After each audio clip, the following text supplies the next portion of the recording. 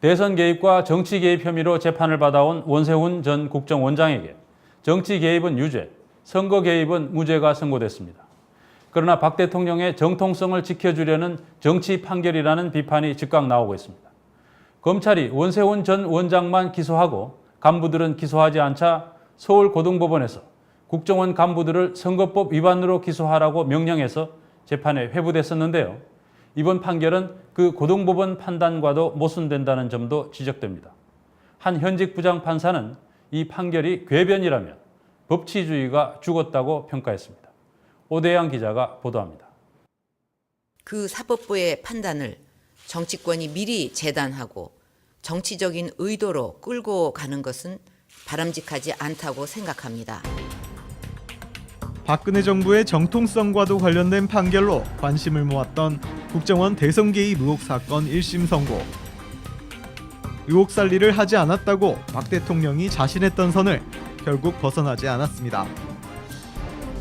서울지방법원 형사 21부는 원세훈 전 국정원장에 대해 국정원법 위반 혐의만 인정해 징역 2년 6개월에 집행유예 4년을 선고했습니다. 공직선거법 위반은 무죄로 판단해 원 전 원장의 대선 개입 혐의에 사실상 면죄부를 줬습니다.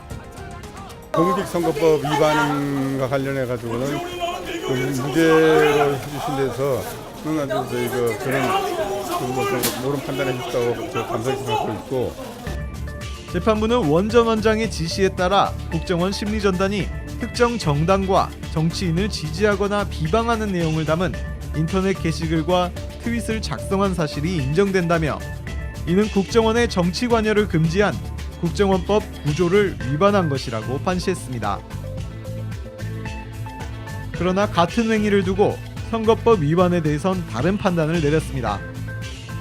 심리전단 직원들이 원장의 지시에 따라 평소에도 지속적으로 했던 사이버 활동이 선거 기간에 이루어졌다고 해서 선거운동이 된다고는 볼 수 없다며 무죄를 선고했습니다. 결과적으로 국정원이 2011년 대선을 앞두고 정치에 관여한 사실은 인정하면서도 선거 개입은 하지 않았다는 모순적인 내용의 판결이 나온 겁니다. 국민들의 정치적 의사표현에 막대한 영향력을 행사한 것이었다는 것까지 모두 재판부는 인정했습니다.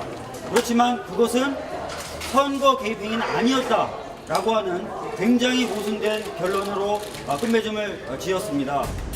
검찰이 세 차례 공소장 변경을 통해 제시한 국정원의 정치와 선거 개입 관련 트위터 계정은 1157개, 트윗은 78만여 건에 이릅니다. 하지만 재판부는 15% 정도인 175개 계정과 트윗 11만여 건만을 최종 증거로 인정했습니다. 이 가운데 93개 계정은 지난해 뉴스타파가 국정원 계정으로 파악해 보도한 것들입니다. 재판부가 검찰이 제시한 계정 가운데 극히 일부만 증거로 인정한 것은 국정원 직원 것으로 볼 수 없거나 증거 수집 과정이 위법하다는 이유에서입니다.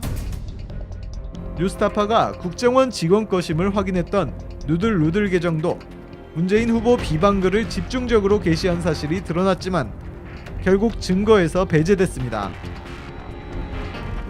문재인이 대통령이 안 되는 이유, 안철수는 종잡을 수 없다 등 재판부가 인정한 계정만 보더라도 야당 후보는 비방하고 여당은 찬양하는 내용 일색임에도 불구하고 재판부는 법리상 국정원 직원들이 선거운동을 했다고 볼 수는 없다고 봤습니다.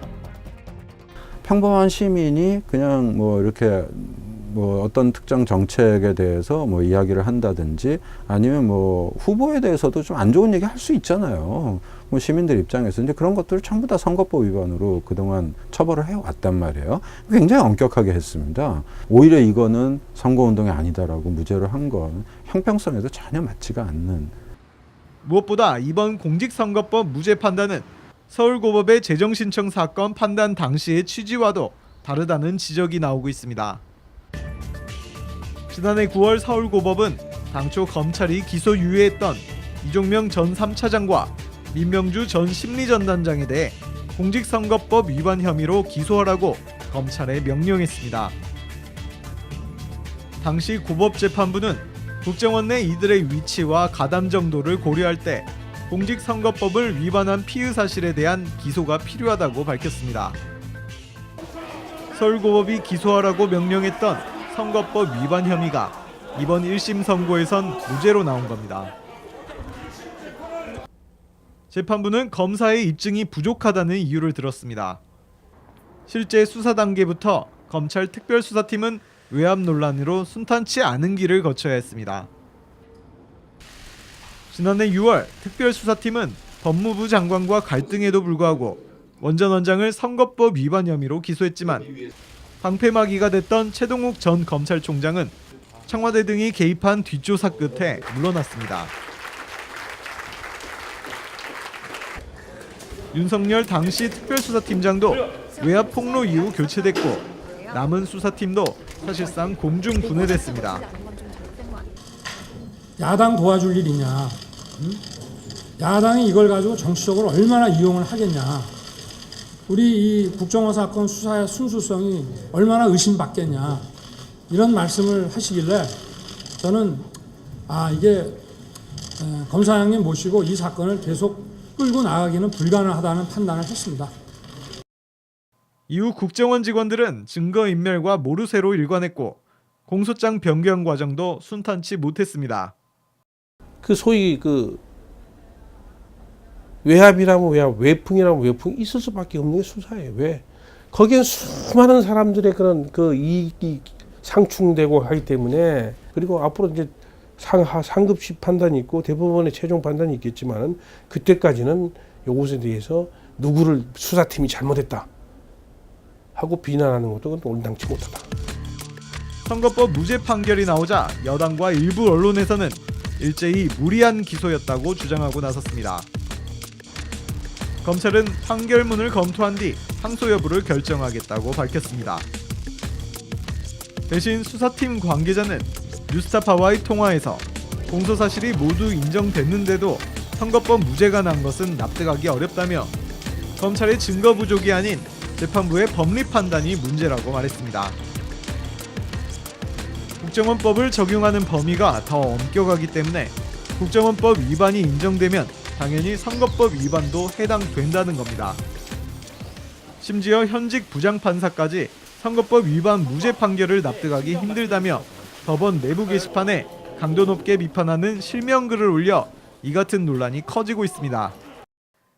수원지법 김동진 부장판사는 법치주의는 죽었다는 제목의 5장 분량의 글에서 선거 개입과 관련 없는 정치 개입이라는 것은 궤변이라고 지적했습니다. 진상 규명을 촉구해온 시민사회단체는 재판부가 정해진 결론에 짜맞춘 것이나 다름없다고 비판했습니다. 이범균 재판장이 국정원법 위반만 인정하고 선거법에서 무죄를 선고한 것은 선거법 위반 유죄 선고에 따른 청와대의 부담을 덜어주기 위해서, 그렇지만 오히려 민주주의는 짓밟은 판결을 내린 정치적 판결이다, 이렇게 봅니다. 재판부는 그럼에도 국정원의 정치 개입이 개인적 일탈이 아닌 국정원장의 지시에 따른 조직적인 활동이었다는 점과 국가정보기관의 이 같은 사이버 활동이 민주주의의 근간을 흔든다는 점은 분명히 짚었습니다. 또 심리전단 직원들이 18대 대선 후보에 대한 반대 비방글을 상당수 썼다는 점도 인정함으로써 검찰이 항소 때 법조항을 조정할 경우 선거법 위반 혐의가 인정될 여지도 남겨놨습니다. 공직선거법에서 선거에 영향을 미친 행위와 선거운동, 이 두 가지는 엄격히 분리해서 판단해야 하는데 재판부가 이번에 검찰이 적용한 선거운동 혐의에 대해선 증거가 불충분하다고 봤기 때문입니다. 문제는 검찰 수사팀이 사실상 분해된 상태에서 얼마나 의지를 가지고 항소심을 준비할 수 있겠느냐는 겁니다. 국가정보기관의 사상 유례 없는 조직적인 선거 개입 의혹은 1심 판결이 났음에도 불구하고 오히려 사법부의 공정성 논란으로 번지며 새로운 파장을 낳고 있습니다. 뉴스타파 오대양입니다.